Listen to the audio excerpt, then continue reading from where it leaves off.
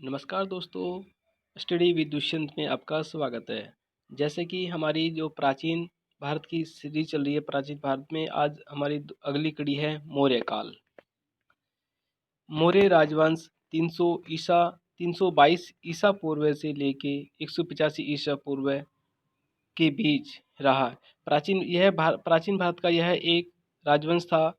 इसने 137 वर्ष भारत में राज किया। इसकी स्थापना का श्रेय चंद्रगुप्त मौर्य और उसके मंत्री आचार्य चाणक्य जी को दिया जाता है, जिन्होंने नंद वंश के सम्राट घनानंद को पराजित किया। यह साम्राज्य पूर्व में मगध में गंगा नदी के मैदानों से शुरू हुआ और इसकी राजधानी पाटलिपुत्र थी। यह राज्य कांधार और अफगानिस्तान के क्षेत्र तक फैल गया था। चंद्रगुप्त मौर्य को मौर्य साम्राज्य राजवंश का प्रथम राजा और संस्थापक माना जाता है। इनकी माता का नाम मूर था, इसीलिए इसे संस्कृत भाषा में मौर्य कहा जाता था, जिसका अर्थ होता है मूर का बेटा। और इस राजवंश को मौर्य राजवंश कहा गया। मौर्य राजवंश के कुछ राजाओं के नाम इस प्रकार है। जैसे इसमें पहले जो शासक थे चंद्रगुप्त मौर्य, बिंदुसार, अशोक, और आगे अभी हमें इनकी ज़रूरत ही नहीं है। ठीक है, इसमें हम सबसे लास्ट में केवल ये कि याद रखेंगे वृहद्रथ मौर्य, यानी कि जो इसके हमें केवल 3 ही पढ़ने हैं, जो क्योंकि अशोक के बाद ही चंद्रगुप्त मौर्य काल का पतन होना शुरू हो गया था।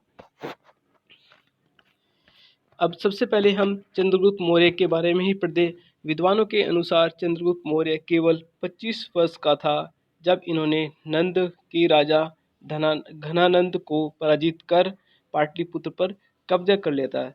सबसे पहले इसने अपनी शक्तियाँ भारत के गंगा के मैदानों में स्थापित की और उसके बाद वह पश्चिम में उत्तर की तरफ बढ़ा और चंद्रगुप्त मौर्य ने शीघ्र ही पंजाब के पूरे प्रांत पर विजय प्राप्त कर ली।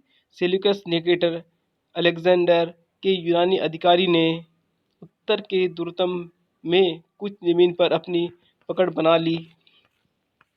अब चंद्रगुप्त मौर्य को इसके खिलाफ एक लंबा युद्ध करना पड़ा और अंत में 305 ईसा पूर्व में लगभग उसे हरा दिया और एक संधि पर हस्ताक्षर किए। इस संधि के अनुसार सेल्यूकस निकेटर ने सिंधु के पार के क्षेत्र इस संधि के अनुसार सेल्यूकस निकेटर ने सिंधु के पार के क्षेत्र सौंपे, जैसे आर्या, आर्कोजिया, गैड्रोसिया। जैसे कि इसको पहले अभी आज के टाइम में इनको हरदय, कंधार और बलूचिस्तान और प्रोपेनिशे और तथा काबुल नामों से जानते हैं, जो जिनको मौर्य साम्राज्य को दे दिया गया। यानी कि ये राज्य भी चंद्रगुप्त मौर्य के राज्य में मिल गए। कौन कौन से? कंधार, बलूचिस्तान और काबुल। उस टाइम पे इनके नाम, प्राचीन काल में इनके नाम थोड़े अलग थे, लेकिन अब इनके नाम इन्हीं नामों से इनको जाना जाता है। और बदले में चंद्रगुप्त ने सेल्यूकस को 500 हाथी भेंट किए। सेल्यूकस ने अपनी पुत्री भी मौर्य राजकुमार को दे दी और यह भी माना जाता है कि चंद्रगुप्त ने सेल्यूकस की पुत्री यूनानी मकदोनिया की राजकुमारी से विवाह किया ताकि इस गठबंधन को पक्का कर लिया जाए और इस तरह उसने सिंधु प्रांत पर नियंत्रण पा लिया, जिसका कुछ भाग अब आधुनिक अफगानिस्तान में है। बाद में चंद्रगुप्त मौर्य मध्य भारत की तरफ चला और नर्मदा नदी के उत्तर में प्रांत पर कब्जा कर लिया।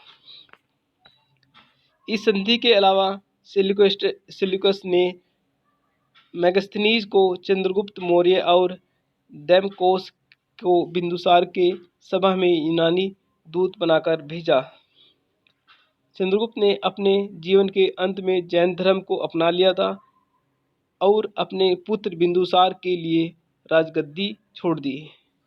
बाद में चंद्रगुप्त भद्रबाहु के नेतृत्व में जैन संतों के साथ मैसूर के निकट श्रावण बेला है, ये यहाँ पे थोड़ा मिस्टेक है, श्रावण बेला में चले गए और अपने आप को भूखा रखकर यानी कि जैन प्रथा के अनुसार मृत्यु प्राप्त कर ली। जैन प्रथा, जैन धर्म में एक प्रथा होती है जिसको हम संथारा बोलते हैं। यानी कि जिसमें होता है शरीर को बिना कुछ खाए पिए रखना और शरीर को त्याग देना। उसके बाद आता है हमारे बिंदुसार। बिंदुसार चंद्रगुप्त ने 25 साल तक शासन किया और उसके बाद इसने अपने पुत्र बिंदुसार के लिए राजगद्दी छोड़ दी। बिंदुसार को यूनानियों द्वारा अमित्र घटा कहा गया। इस अमित्र घटा कहा गया जिसका मतलब है दुश्मनों का कातिल, जिसका मीन्स होता है दुश्मनों का कातिल। कुछ विद्वानों के अनुसार बिंदुसार ने दक्कन को मैसूर तक जीता। तारानाथ एक तिब्बत भिक्षु ने यह पुष्टि की कि बिंदुसार ने 2 समुद्रों के बीच की भूमि जिसमें 16 राज्य थे को भी जीत लिया था। संगम साहित्य के अनुसार मौर्य ने दूरतम दक्षिण तक हमला किया। अंततः यह कहा जा सकता है कि मौर्य राजवंश का विस्तार मैसूर में दूर तक हुआ और इसलिए इसने पूरे भारत को शामिल किया, परंतु कलिंग के निकट के पास बेरोजगार परीक्षण और वन क्षेत्रों और चरम दक्षिण के राज्यों में एक छोटे से हिस्से को साम्राज्य से बाहर रखा गया। बिंदुसार ने सेलेकट सीरिया के राजा और एंटिओचूस फर्स्ट के साथ संबंध थे, जिसने डेमचूस को दूत बनाकर इसकी सभा में भेजा। यानी किसकी सभा में भेजा था? बिंदुसार की सभा में भेजा था। बिंदुसार ने एंटिओचूस को मदिरा, सूखे अंजीरों और कुतर्की देनी चाहिए।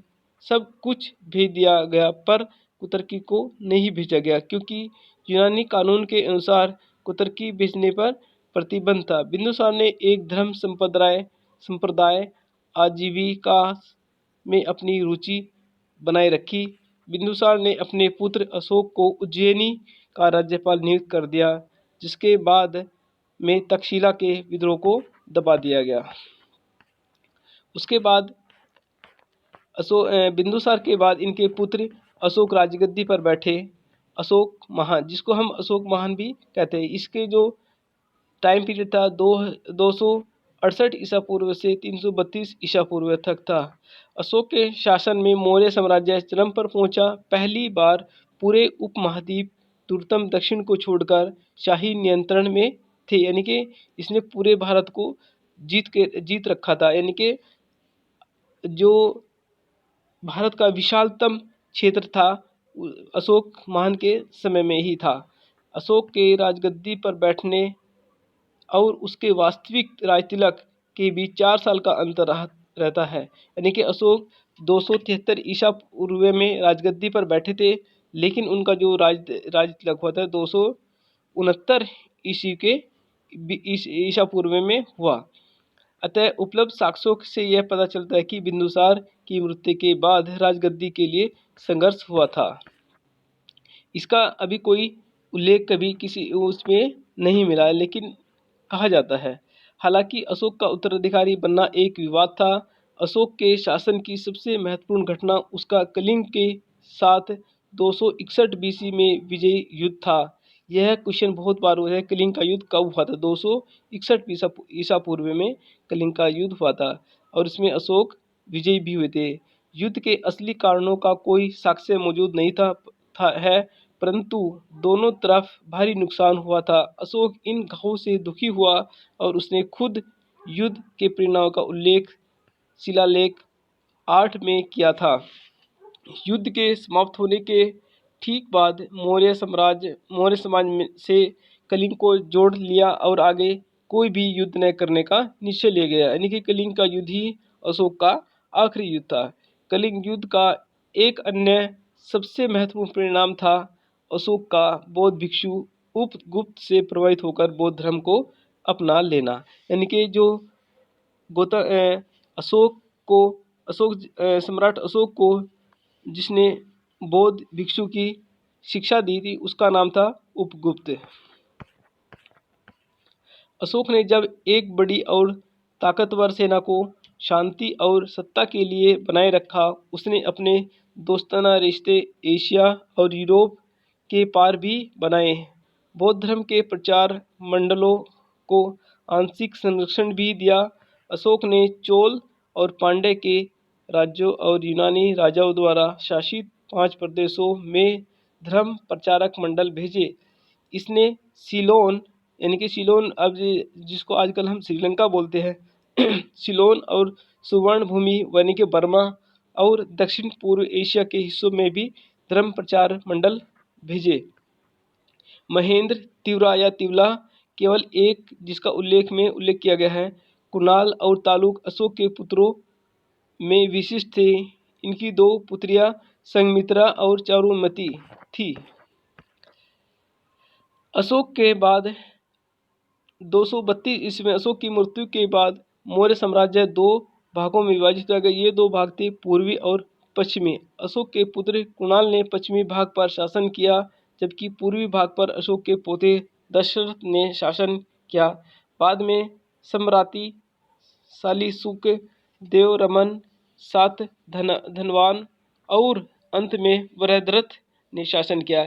यह क्वेश्चन भी बहुत बार पूछा कि अंत में अंतिम मौर्य साम्राज्य के अंतिम राजा कौन थे, यानी कि शासन किसने किया, तो वो था वृहद्रथ ने शासन किया। वृहद्रथ अंतिम मौर्य शासक थे। पुष्यमित्र शुंग के द्वारा 184 बीसी में इनकी हत्या कर दी और मौर्य साम्राज्य का पतन हो गया। पुष्यमित्र शुंग ने बाद में शुंग राजवंश की स्थापना की। अगर ये वीडियो आपको पसंद आया या कुछ आपको कमेंट करना है तो कीजिए, और उसके बाद आप लाइक और सब्सक्राइब भी कर सकते हैं। धन्यवाद।